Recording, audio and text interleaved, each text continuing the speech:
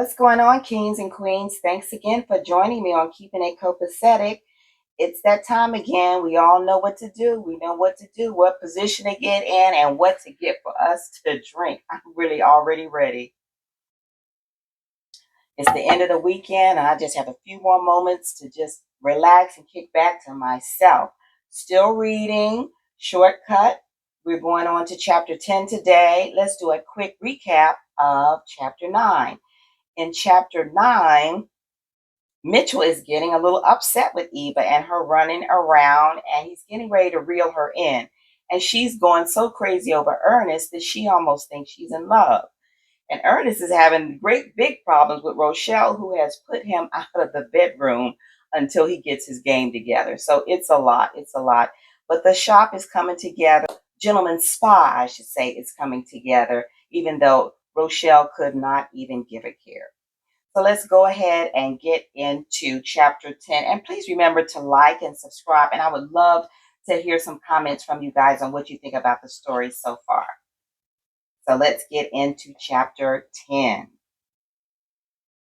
It had been the hottest August on record in Nashville, but the air in the Shaw household was frigid at best. Ernest was doing everything he could to get Rochelle to warm up to him after their disagreement, but she wasn't having it. 2 weeks later, she was still giving him the silent treatment and sleeping in the room with EJ. Under these circumstances, Eva chasing him down, it had become a turn on. The new shop had created a wedge between him and Rochelle, and Eva had inserted herself into the divide. At the outset, when he slipped, he wanted to put it behind him. He wanted to be honorable, but then again and again he was tempted. He started rationalizing the situation, telling himself that it didn't make a difference if he does or not. Rochelle had been accusing him for years. He was still going to catch hell. He had already suffered her punishment enough times when he was totally legit. Wasn't he owed a few infractions?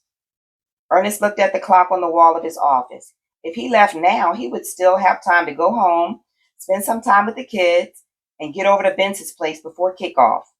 The NFL's last preseason game was coming on tonight, and Vince had invited him over to watch it. With Vince tied up with the training camps and exhibitions and him busy preparing for the new shop opening, they hadn't had a chance to hang out in a while, and he was looking forward to it. Vince was the only person he could talk to about all the things that were going on. Oh, hell no, man, Ernest exclaimed when Vince opened the door with the beginnings of an afro and a patchy beard. I don't believe you walking around in public like that. You're going to ruin my reputation. Cut it out, Vince said, feigning insult as he shut the door. I know I'm a little scraggly, but it's not that bad. Not bad if you've been stranded in the woods for a month. Vince laughed as he led his friend back to the great room where the TV was already blaring. Hey, it's that time of the season, but trust, I'll be the first one in line for your opening. I got you reserved, man, Ernest said, getting a cold beer out of the bucket of ice sitting on the floor beside the couch. You got the setup in here. You know how I do it, hot wings, Italian footlongs, and my barbecue skins, Vince said, uncovering the trays he had ordered from Publix. What are you pulling for tonight? Ernest asked, making himself a plate. No changing halfway through the game. Vince popped the top on a fresh beer. I hate Pittsburgh, so I'm going for the Eagles. Okay, that'll work, Ernest said, plopping down on the big leather sectional. We on the same team for this one. So what's the official opening day for your place? How long I gotta wait? Vince asked, leaning back in his recliner. It's September 13th, man, 2 weeks away. It's a lot to pull together, but I'll be ready. I'm proud of you, man. You made it happen, Vince said, leaning forward to slap his hand in congratulations. The rest of my life is out of order, Ernest sighed, but hey, it's all good. Trouble in paradise again? It never ends. Rochelle heard about Eva coming to shop, and now she's tripping. She thinks I'm messing around on her again. Are you? Vince asked nonchalantly, watching the TV screen. I wasn't at first, but if I'm going to take the heat, I might as well make it worth the trouble. I don't believe you went there, man, Vince said, turning to look at him. That wasn't a good move, man. That has danger written all over it. It wasn't my bad. She made the move on me. Believe it or not, I was the one dodging a piece of ass. Then it seemed like I didn't have many options at the time. It was part of the loan process. You mean she played you like a bitch? We both done worse things to get paid, and we told a lot of lies to get the panties, Ernest said, being defensive. I thought those days were behind us, Vince said. So did I, Ernest said, looking at the floor. He knew getting involved with Eva was not one of his better decisions, and he was sure the day was going to come when he regretted it. But for now, she had him mellowed out and was really there for him when it came to his new shop. Shut her down, man, immediately, Vince told him. You got too much to lose. That's how you eat and feed your family. You know the rules. Don't shit where you eat.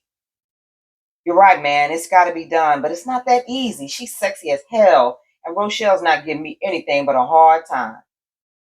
Just then, Ernest's cell phone light flashed, indicating that he got a text message. It was Eva wanting to see him. He sent a message back that he was watching the game. She texted back, all I need is halftime. He answered, not tonight. You playing with dynamite, Ben said, shaking his head. I'm trying to be like you, man. I'm all by myself, E. If some shit blows up in my face, I'm the only one going down. Get off my case, Ernest said, putting his phone in his back pocket. The Eagles are getting ready to score. Meanwhile, listening to a Sade playlist, Eva dressed alone for the gala in the guest room that had become more than an occasional refuge. Mitchell had been throwing innuendos at her all week, and she was weary of ducking and fending them off. In the past, they had always given each other space and independence. Now, whenever she was in the same room with him, she could practically feel him breathing down her neck. She knew it was partly, if not mostly, her fault for the change in their dynamic. She had never let a dalliance of hers interfere with her obligations as a wife before. Why she was so obsessed with this barber, she couldn't explain. Possibly it was because he was unpredictable, and his resistance made him more desirable. She sprayed her neck with Joy, her favorite cologne, but it didn't do much to change her frame of mind. She was edgy, disgruntled, and 2 small steps from being outraged. All because Ernest chose a meaningless football game over her last night.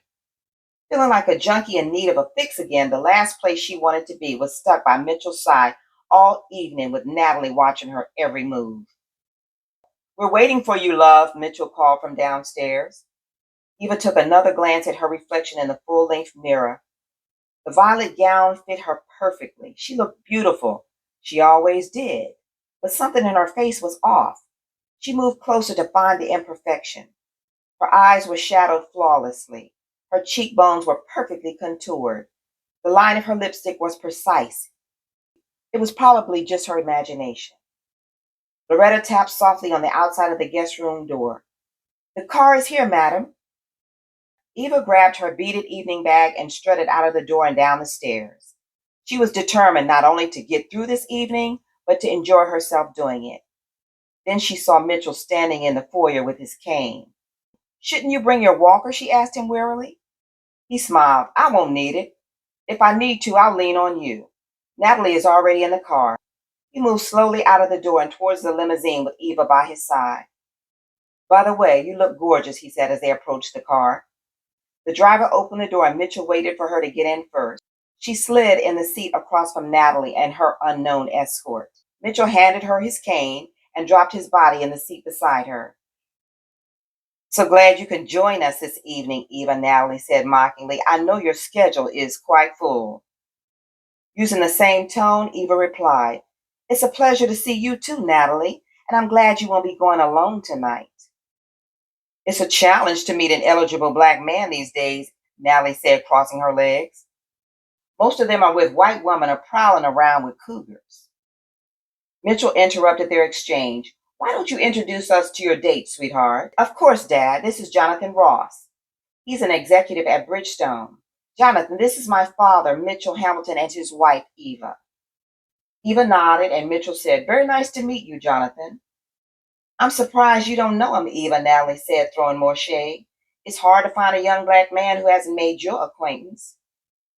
Eva smiled as she responded. In my experience, people are more attracted to a sparkling personality instead of a disagreeable disposition.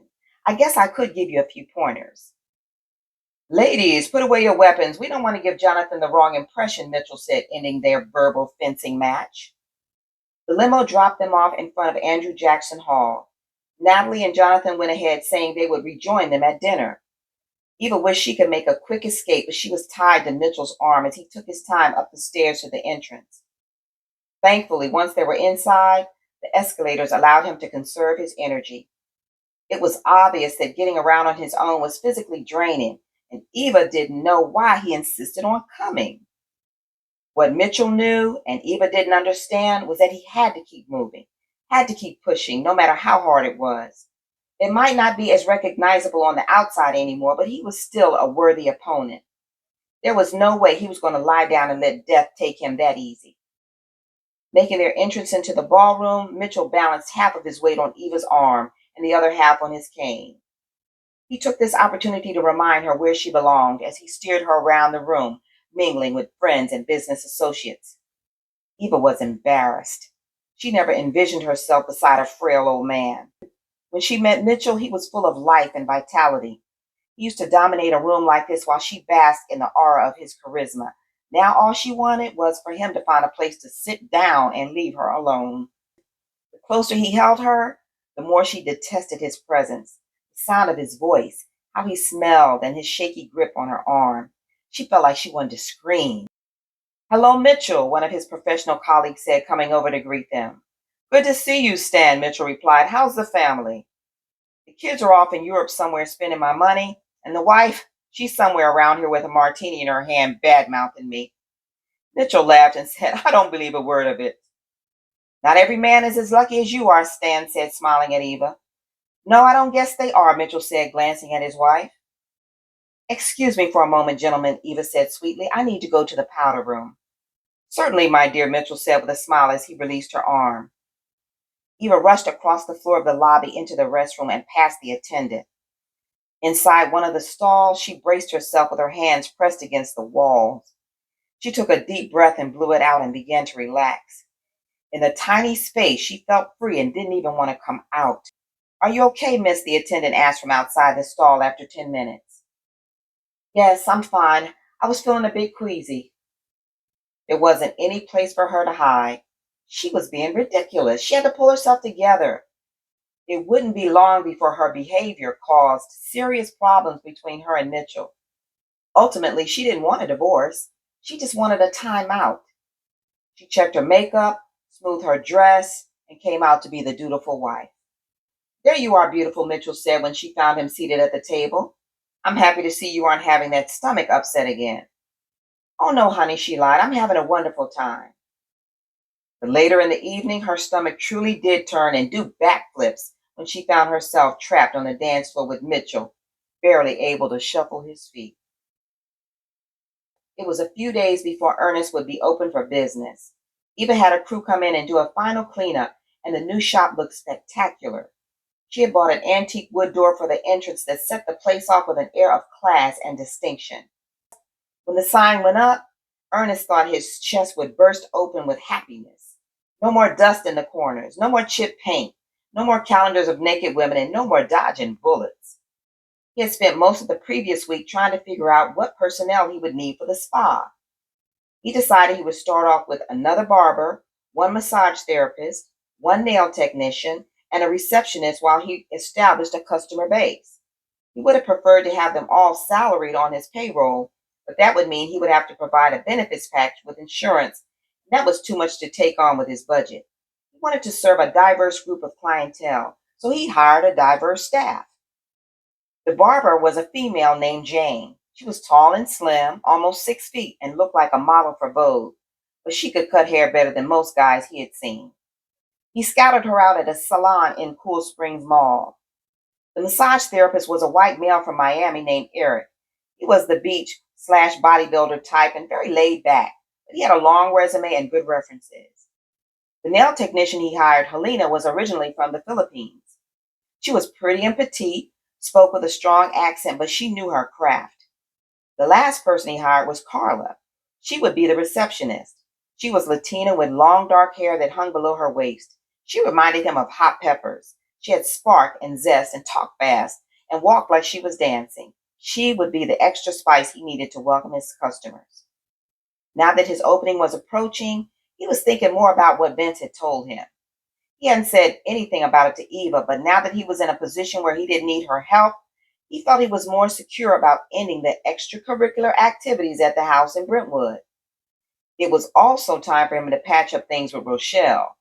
The two of them not speaking had gone on long enough, and it wasn't good for the kids to be caught between their conflict. Ernest had also been so busy with the finishing touches on the shop and meeting with his new personnel that he hadn't been able to sit with his mama doing her dialysis all week. Even though he knew she wouldn't respond, he texted Rochelle that he was going by his mama's house to check on her before he went home. He could tell his mama was worn out because she usually heard him drive up and opened the door before he knocked. He let himself in with his key and found her half asleep in the living room watching Family Feud. "What's up, Mama?" he said, bending down to kiss her on the cheek. "Hey there, child," she said, perking up. "It's good to see you." "Are you feeling okay? You look tired," he said, sitting down next to her. "The clinic got me today. I'm drained dry." "Did you eat anything?" "Yeah, I stopped and got a plate at Mary's on my way home." "I'm going to get you some vegetables and fruit tomorrow. You should be eating healthier instead of that barbecue all the time." "I'm fine. Don't worry about me. How are things coming along with your new place?" "It's looking good, Mom. I'm getting excited about the opening."